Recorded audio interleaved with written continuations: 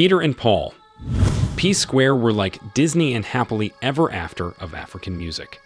At least, that is what we all thought until a disturbing video footage leaked online from their lawyer's office in October 2016 with the twin brothers, including their elder brother Jude, having a go at each other in a much heated and prolonged confrontation. What foul words did they not exchange? You want beat me? You want beat me? Beat me, Mercy! Nigga, I'm fucking blood you! I'm blood you! How shocking. Music lovers from around the world could only air their heartbreak online upon eventually hearing the news of the group's split, and Akon even said their split broke him. But surprisingly, P Square's end had been coming for a while now, as this was not a case of some sudden abrupt split. This is one where you can say the brothers' cups simply ran over. But how did it all go wrong? For a twin duo that did everything together from childhood, from attending the same schools and reading the same program at the University of Abuja, to learning the same musical instruments, all the way up to forming the group P Square in 1999. Given the overwhelming and tantalizing heights P Square reached in the global music space since the turn of the 21st century, was their split about money, women, or simply a love affair turned sour? Well, this was a case of all three and more. So, the year is 2003 and P Square have released their debut studio album last night. With two lead singles, Ibedu and Senorita, this was the beginning of greatness for the twin duo. They later went on to release 4 more studio albums and 2 compilation albums, as well as 29 more singles. And for the next decade, everything went on smoothly until 2014, when a tale of brotherly love and affection turned into one of greed, mafia, and envy. Of course, women were at the center of this, just like the Adam and Eve Bible story, but this Peter and Paul story had 2 serpents in Jude Okoye and Lola Omoteo. Jude Okoye is the elder brother of Peter and Paul, who later became their manager in 2014. That same year, Peter got married to Lola Omoteo, who is 9 years older than him.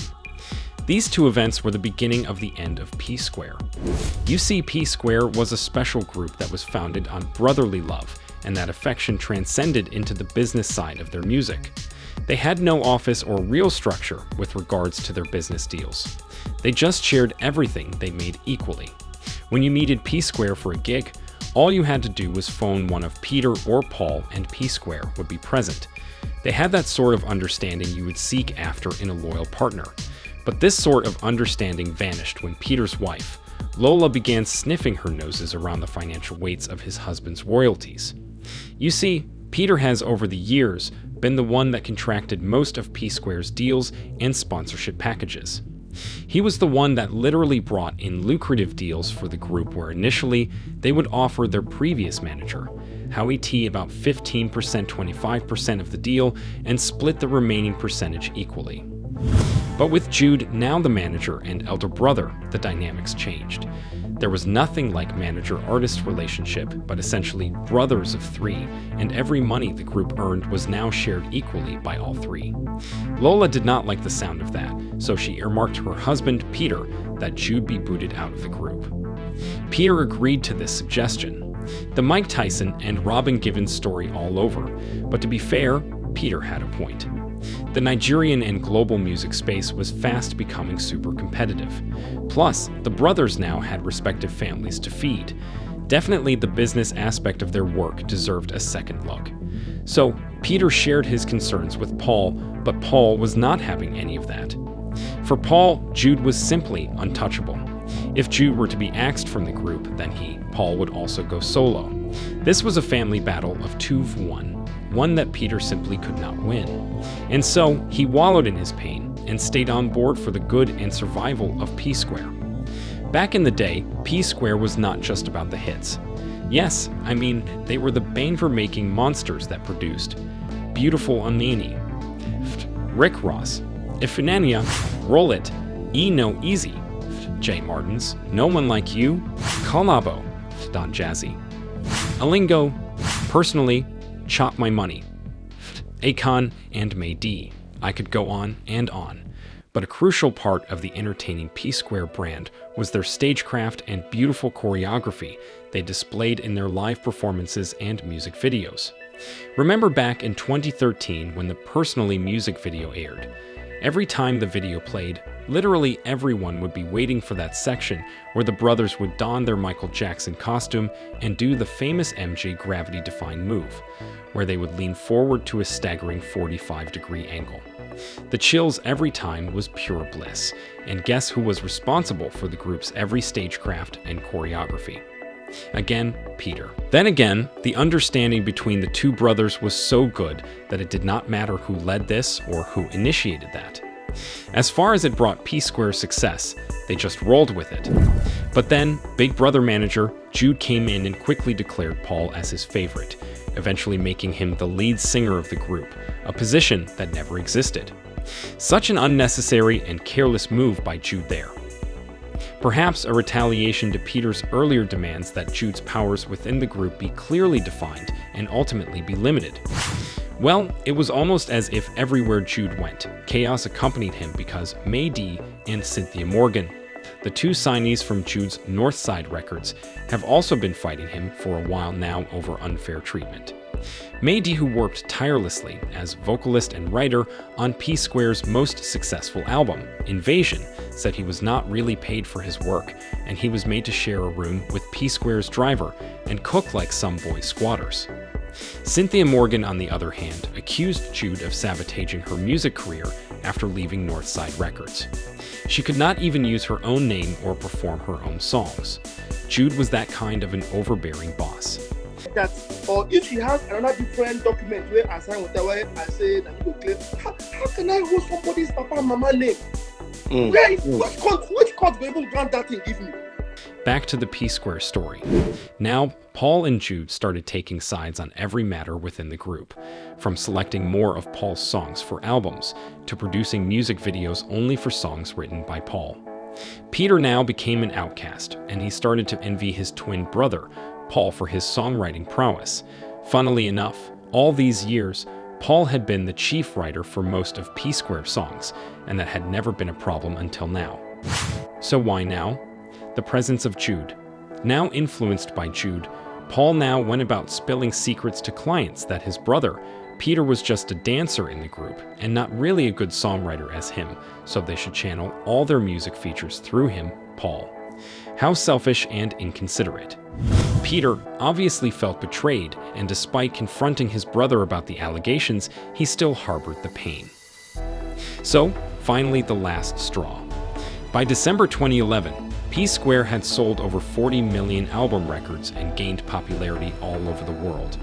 The award nominations kept pouring in, and they would consecutively be recognized by Forbes Africa as the best African group, appearing on Forbes' lists of 40 most powerful celebrities in Africa 2012. Yet P-Square showed no signs of slowing down as they bagged a distribution deal with Akon's Universal Music Group that meant they would become the richest musicians in Africa, charging around $100,000 per show.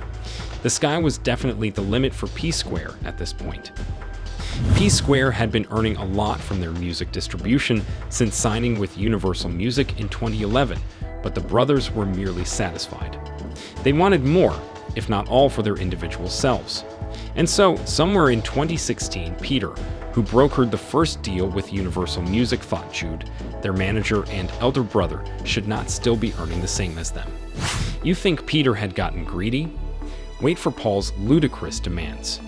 Paul also came up with his own terms, insisting that this time, the group clearly defined their roles on the form of their Universal Music contract. Since he was lead singer, that would mean he would earn more. Obviously, Peter, who secured the deal, would not agree, and in October that year, Peter said he had had enough. He called it quits with P-Square. That had surely been coming for a while now, hadn't it? But guess what? The twin duo made a remarkable comeback in September of the following year after scintillating efforts by industry players, senators, and even Manchurian power holders to reconcile them. But then again, P-Square broke up for the second time after just 7 months because Peter felt his brothers were not cooperative enough. He penned a long resignation letter telling his side of the story, and the three brothers would end up having a brawl inside their lawyer's office. All love and respect were definitely lost at that point. Well, after the split, the twin brother ran separate careers as solo artists.